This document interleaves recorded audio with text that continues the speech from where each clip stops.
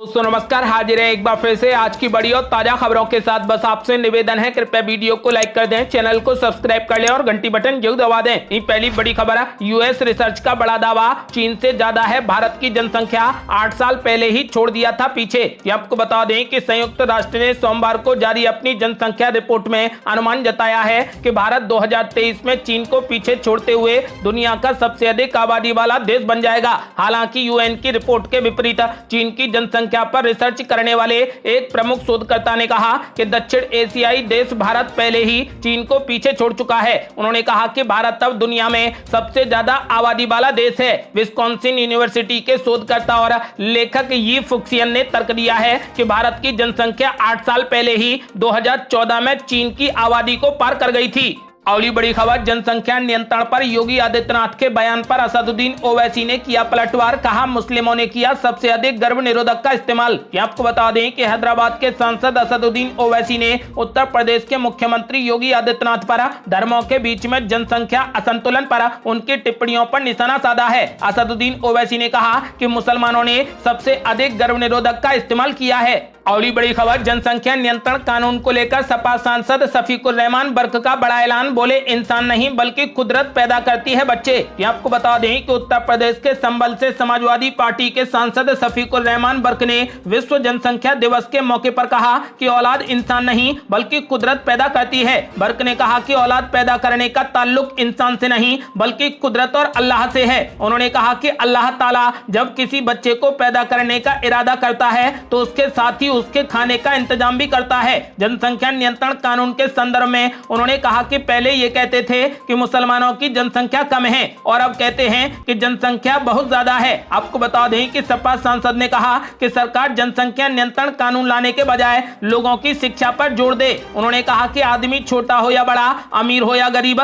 सबकी शिक्षा और रोजगार की जिम्मेदारी सरकार उठाए। बर्क ने कहा कि जब शिक्षा आ जाएगी तो जनसंख्या खुद ही कम हो जाएगी। उन्होंने कहा कि शिक्षा से लोग जागरूक होते हैं। उन्होंने ये भी कहा कि अशिक्षा किसी एक वर्ग की समस्या नहीं बल्कि सबकी समस्या है। अगली बड़ी खबर, जनसंख्या नियंत्रण पर अखिलेश यादव ने भी मुख्यमंत्री योगी आदित्यनाथ पर बोला बड़ा हमला। कहा, आबादी बढ़ने से अराजकता नहीं होती। ये आपको बता दें कि जनसंख्या दिवस पर मुख्यमंत्री योगी आदित्यनाथ की तरफ से आए बयान को लेकर राजनीतिक बयानबाजी तेज हो गई है। समाजवादी पार्टी के अध्यक्ष अखिलेश यादव ने मुख्यमंत्री योगी आदित्यनाथ के उस बयान पर पलटवार किया है जिसमें एक ही वर्ग की आबादी बढ़ने से अराजकता की बात कही गई है। अखिलेश यादव ने कहा कि अराजकता आबादी से नहीं बल्कि लोकतांत्रिक मूल्यों की बर्बादी से उपजती है। मुख्यमंत्री योगी आदित्यनाथ ने विश्व जनसंख्या दिवस पर कहा था कि एक ही वर्ग की आबादी बढ़ने से अराजकता होगी, जनसंख्या का असंतुलन नहीं होना चाहिए। योगी के इसी बयान पर पहले सपा सांसद डॉक्टर शफीकुर रहमान बर्क ने निशाना साधा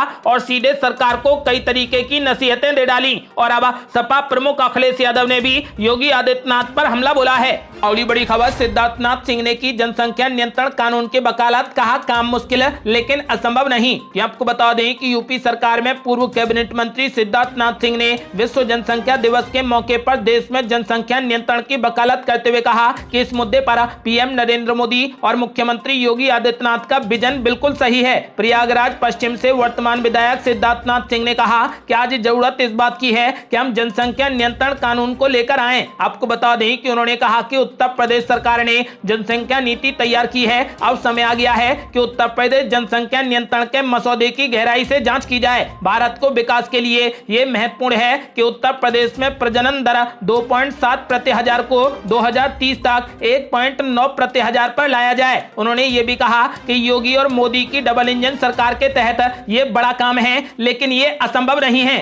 अगली बड़ी खबर, एमबीए गठबंधन में दरार, राष्ट्रपति चुनाव में द्रौपदी मुर्मू का समर्थन करेगी शिवसेना। एकनाथ शिंदे के बाद उद्धव ठाकरे ने किया ऐलान। ये आपको बता दें कि महाराष्ट्र के नए मुख्यमंत्री और अपने समर्थन वाले विधायकों सांसदों के गुट को असली शिवसेना बताने वाले नेता एकनाथ शिंदे ने राष्ट्रपति चुनाव को लेकर अहम बयान दिया है। शिंदे ने कहा कि वे राष्ट्रपति चुनाव के लिए द्रौपदी मुर्मू का पूरा समर्थन करेंगे। उन्होंने कहा कि हमारे सभी विधायक पीएम नरेंद्र मोदी के मार्गदर्शन में मुर्मू को वोट देंगे। एकनाथ शिंदे के ऐलान के ठीक बाद शिवसेना प्रमुख उद्धव ठाकरे ने भी मुर्मू को समर्थन देने का ऐलान कर दिया है। ठाकरे ने कहा कि शिवसेना ये स्वीकार करते हुए बिना किसी दबाव के मुर्मू को समर्थन देने की घोषणा कर रही है कि ये पहला मौका है जब किसी आदिवासी महिला को राष्ट्रपति बनने का मौका मिल रहा है। उन्होंने मुंबई में एक दिन पहले अपने आवास पर आयोजित शिवसेना सांसदों की बैठक का उल्लेख करते हुए कहा कि शिवसेना सांसदों की बैठक में किसी ने मुझ पर दबाव नहीं डाला। उन्होंने कहा कि मैं अपना रुख स्पष्ट कर रहा हूं।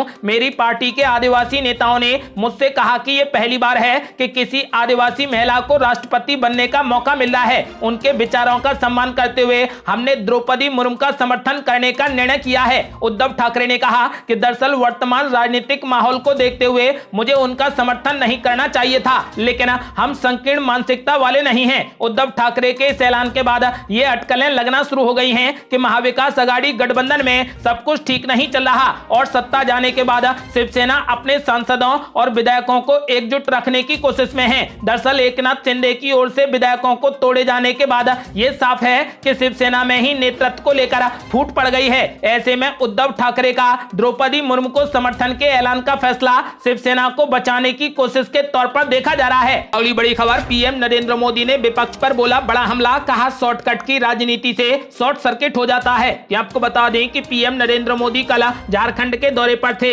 यहां उन्होंने 16,800 करोड़ रुपए के विकास कार्यों का उद्घाटन और शिलान्यास कर दिया। इसके बाद पीएम मोदी ने देवघर में कड़ी सुरक्षा के बीच 12 किलोमीटर लंबे रोड शो में हिस्सा लिया और देवघर के बाबा बैद्यनाथ मंदिर में पूजा की। प्रधानमंत्री नरेंद्र मोदी बाबा धाम में भगवान शिव की आराधना के बाद देवघर कॉलेज ग्राउंड में जनता को संबोधित करने पहुंचे। पीएम मोदी ने कहा कि एक तरफ बाबा का आशीर्वाद और दूसरी तरफ ईश्वर का रूप जनता जनार्दन का आशीर्वाद कितनी बड़ी शक्ति देते हैं ये आप भी जानते हैं और मैं भी जानता हूं। अभी कुछ समय पहले मुझे पूज्य बाबा के चरणों में जाकर दर्शन और पूजन का मौका मिला। उससे पहले झारखंड के विकास के लिए हजारों करोड़ रुपयों की योजनाओं को भी बाबा के और जनता जनार्दन के चरणों में अर्पित किया। पीएम मोदी ने विपक्ष पर निशाना साधते हुए कहा कि आज लोक लुभावने वायदे करके शॉर्टकट की राजनीति की जा रही है। जिस देश की राजनीति शॉर्टकट पर आधारित है उस देश में एक दिन शॉर्ट सर्किट भी हो जाता है। इसलिए शॉर्टकट की राजनीति में नहीं आना है। शॉर्टकट की राजनीति देश को बर्बाद कर देती है।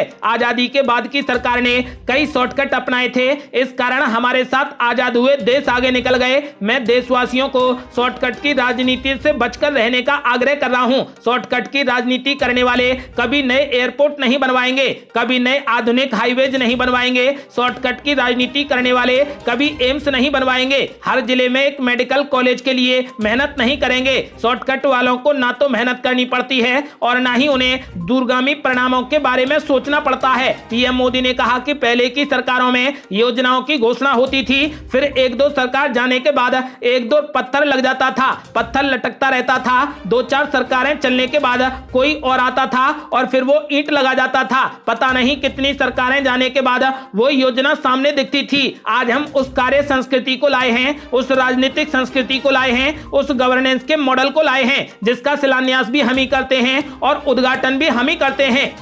अगली बड़ी खबर, अवैध कॉलोनी बसाने वालों के खिलाफ योगी सरकार हो गई बेहद सख्त, गिरफ्तारी के साथ जमीनें भी होंगी जब्त। ये आपको बता दें कि उत्तर प्रदेश में अवैध कॉलोनी बसाकर मालामाल होने वालों के खिलाफ प्रदेश की योगी सरकार सख्त कार्रवाई करने की नीति लाने जा रही है। ऐसे लोगों के खिलाफ कानूनी कार्रवाई कर गिरफ्तारी के साथ जमीनें भी जब्त की जाएंगी। आवास विभाग इसके लिए जल्द नई नीति लाने जा रहा है। आपको बता दें कि आवास विभाग शहरों में अवैध कॉलोनियों को नए सिरे से चिन्हित कराने जा रहा है। शहरी और अर्ध शहरी यानी कि शहर से सटे ग्रामीण क्षेत्रों में बिना लेआउट पास कराए कॉलोनियां तेजी से बसाई जा रही हैं। बेतरतीब ढंग से बसने वाली इन कॉलोनियों में लोग जमीन और मकान तो ले लेते हैं, लेकिन मूलभूत सुविधाओं के लिए नगर निगमों के चक्कर लगाने शुरू कर देते हैं। इसके चलते निकायों को दबाव में ऐसी कॉलोनियों में काम करना पड़ता है। मुख्यमंत्री योगी आदित्यनाथ ने ऐसी कॉलोनियों पर शिकंजा कसने का निर्देश आवास विभाग को दे दिया है। इसके आधार पर अब ऐसी कॉलोनियों को चिन्हित करने के लिए सर्वे की प्रक्रिया शुरू होने जा रही है। इसके आधार पर ऐसी कॉलोनी बसाने वालों के खिलाफ कड़ी कार्रवाई की जाएगी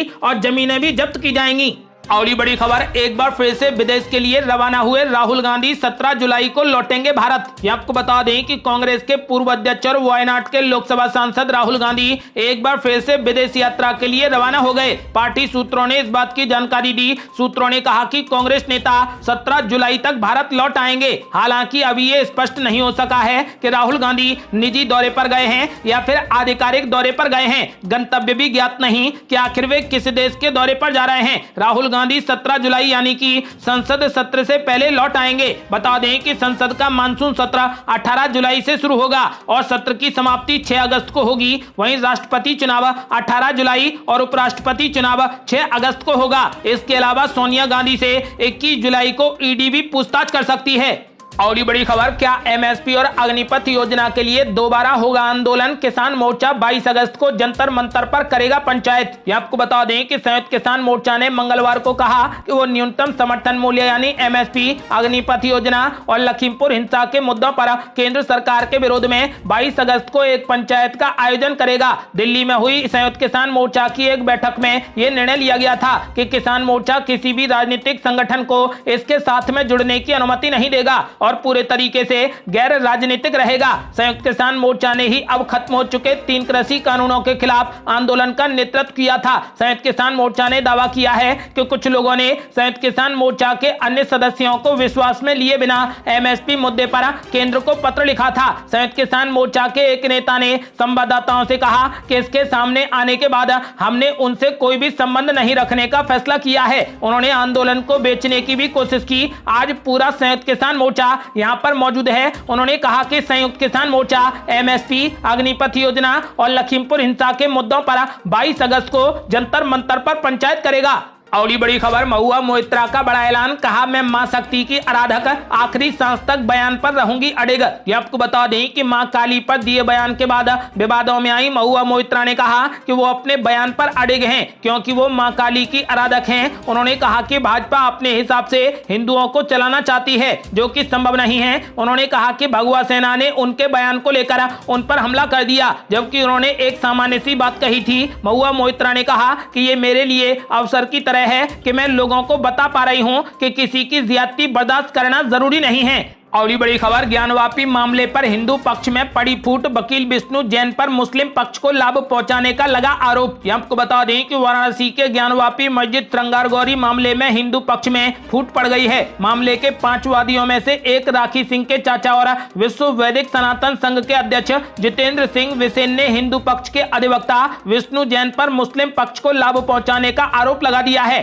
मंगलवार को जिला जज की अदालत में प्रार्थना पत्र देकर अधिवक्ता विष्णु जैन पर केस समाप्त करवाने का आरोप लगाया गया है। और बड़ी खबर, राष्ट्रपति चुनाव में द्रौपदी पर ममता लुटा रही ममता दीदी, आदिवासी सीटों पर ममता को है झटका लगने का डर। आपको बता दें कि एनडीए की राष्ट्रपति उम्मीदवार द्रौपदी मुर्मू बंगाल में है। इस दौरान वो भाजपा के सांसदों और विधायकों से मिली। इसी बीच कोलकाता में एक कार्यक्रम में केंद्रीय मंत्री गजेंद्र सिंह शेखावत, निशित प्रमाणिक, जी किशन रेड्डी और शुभेंदु अधिकारी के अलावा सुकांत मजूमदार ने उनका जोरदार सम्मान किया। अब तक टीएमसी के नेताओं से मुलाकात का उनका कोई भी कार्यक्रम नहीं है, लेकिन चर्चा है कि ममता बनर्जी की पार्टी के कुछ विधायक भी राष्ट्रपति चुनाव में क्रॉस वोटिंग कर सकते हैं। यही वजह है कि ममता बनर्जी ने द्रौपदी मुर्मू को लेकर नरम रुख इख्तियार किया है। उनका ये रुख इसलिए हैरानी भरा है क्योंकि खुद उनकी ही पहल पर टीएमसी के नेता यशवंत सिन्हा को विपक्ष ने अपना राष्ट्रपति उम्मीदवार बनाया था। बंगाल की राजनीति को समझने वालों का कहना है कि ममता बनर्जी के पसोपेश में पड़ने की वजह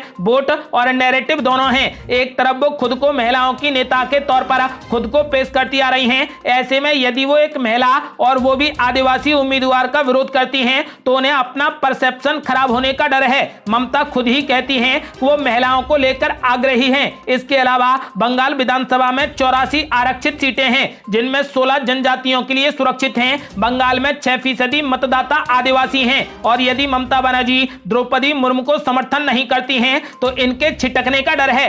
और बड़ी खबर, शरद पवार ने मोदी सरकार पर बोला बड़ा हमला, कहा राज्य सरकारों को अस्थिर कर लोकतंत्र पर हमला कर रही भाजपा। ये आपको बता दें कि राष्ट्रवादी कांग्रेस पार्टी के मुखिया शरद पवार ने केंद्र सरकार पर बड़ा निशाना साधा है। उन्होंने कहा कि कई राज्यों की सरकारों को अस्थिर करने की कोशिश की जा रही है। लोगों को सत्ता में बैठे लोगों के साथ में उन्हीं की तरह बर्ताव करना चाहिए। एनसीपी कार्यकर्ताओं को संबोधित करते हुए शरद पवार ने कहा कि सत्तारूढ़ भारतीय जनता पार्टी देश के संसदीय लोकतंत्र पर हमला कर रही है। उन्होंने किसी भी राज्य का नाम लिए बिना कहा कि कई राज्यों में सरकारों को गिराने की कोशिश की जा रही है। हालांकि लोग उनके साथ में वैसा ही व्यवहार करेंगे, जनता सब देख रही है। हालांकि शरद पवार ने महाराष्ट्र में किए गए विकास कार्यों पर बात करते हुए भाजपा का नाम लिया। दरअसल राज्य में हाल ही में महाविकास आघाड़ी सरकार को तगड़ा झटका लगा था और उनकी सरकार महज 2.5 साल बाद ही गिर गई थी। इसके बाद शिवसेना के बागी विधायक एकनाथ शिंदे ने अन्य के साथ में मिलकर भाजपा के साथ में सरकार बना ली। उन्होंने कहा कि भाजपा जो कर रही है वो ठीक नहीं है। मध्य प्रदेश में जो भी हुआ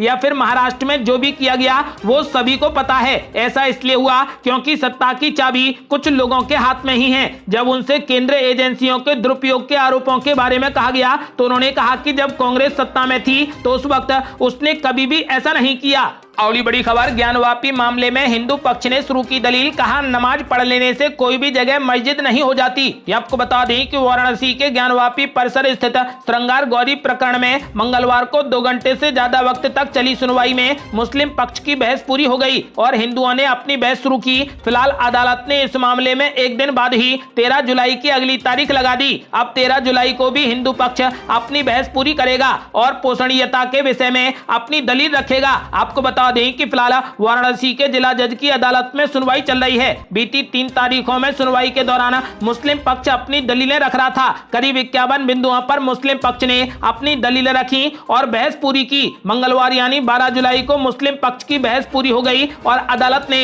हिंदू पक्ष को अपनी दलील रखने के लिए आदेशित किया। पहले दिन करीब आधे घंटे हिंदू पक्ष ने अपनी दलीलें रखी। आपको बता दें कि हिंदू पक्ष की ओर से सुप्रीम कोर्ट के अधिवक्ता विष्णु शंकर जैन के साथ में सुभाष चंद्र चतुर्वेदी और अन्य अधिवक्ताओं ने बहस की। इस दौरान अदालत में चारों वादी महिलाएं भी मौजूद रहीं। हिंदू पक्ष ने अपनी बहस की शुरुआत करते हुए कहा कि नमाज पढ़ लेने से कोई भी जगह मस्जिद नहीं हो जाती। कभी कभी किसी सार्वजनिक स्थान पर भी किन्हीं विशेष परिस्थितियों में नमाज पढ़ी जाती है, लेकिन ऐसा करने से वो जगह मस्जिद नहीं बन जाती। इस बात को लेकर उन्होंने कई उदाहरण भी दिए हैं। आपको बता दें कि वहीं मंदिर पक्ष की ओर से कहा गया है कि वो जमीन आदि विश्वेश्वर की थी तो मस्जिद को वक्फ किसने किया। अब मंदिर पक्ष भी इन्हीं 51 बिंदुओं पर अपनी बहस पूरी करेगा। माना जा रहा है कि मंदिर पक्ष को भी अपनी बहस पूरी करने में करीब 2 से 3 तारीखों का वक्त लगेगा। अब देखना होगा कि बहस के दौरान मंदिर पक्ष की ओर से कौन कौन सी दलीलें दी जाती हैं। ये थी अब तक की बेहद बड़ी खबरें। यदि आप भी चाहते हैं कि भारत जल्द से जल्द